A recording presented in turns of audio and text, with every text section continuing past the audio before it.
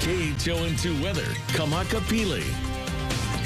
I love it when we have so much things to talk about in such a short amount of time. Hopefully I can get through this and you can understand. This is what we're looking at right now, what's taking place. We're really dealing with this pocket of moisture that's been pulled up from the south ahead of the actual cold front, which is starting to make its approach, and the Kona low that we're talking about and referring to is really just the core of this system. Behind that is what's going to be taking place afterwards, which is just the remnants of that. But that's going to be pretty much tonight, tomorrow, Tuesday. That's what we're looking forward to. And then as we get out of Tuesday into Wednesday, that's when we're going to start to see more improvements. Less rain, definitely less rain, and winds are going to start to calm down. But what we're looking for tomorrow, red lights across the board, high threats for pretty much everything. This is the whole list of advisories and warnings that are issued. Flood advisory for that northern portion of Hawaii Island until 7:45. Flood watch for the entire state. High wind warning for the entire state. Sustained winds up to 40 gusts, surpassing possibly 60 miles per hour. High surf advisory in effect for all north-facing shores. That gets discontinued at 3 o'clock in the morning, only to be replaced with a high surf warning with north-facing shores seeing up to 40 footers rolling in.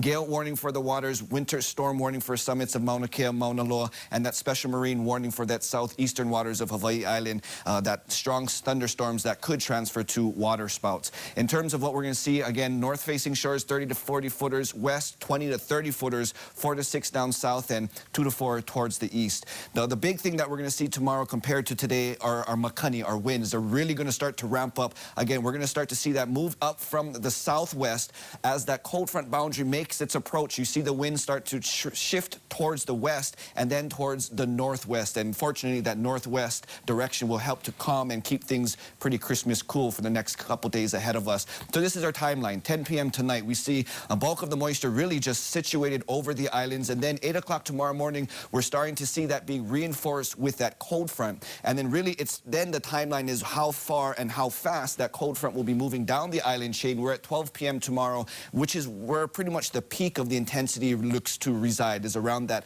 afternoon hours.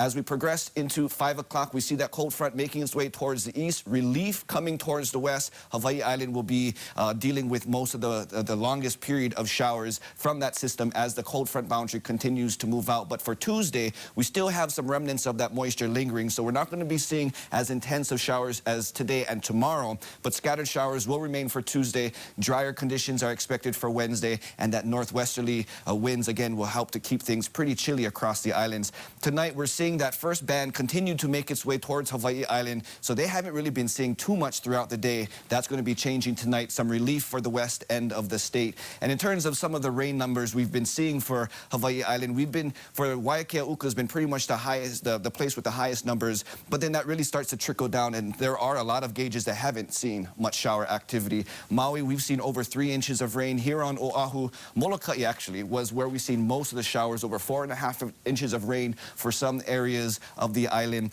We've been going to continue to see this. So what we're really going to be seeing as we step in through tomorrow is the breezy winds. Again, not even breezy, excuse me, windy and gusty conditions up to 35, 40 miles per hour, gusts up to 60. Really, again, that's posing a threat for windward areas. As these western winds move over the mountaintops and descend down the mountains, that's going to accelerate the speed, and that's where a lot of damage prone from those gusty winds could be taking place. So for residents in the windward areas, please keep that in mind. Stay safe, everybody. Sam, back to you.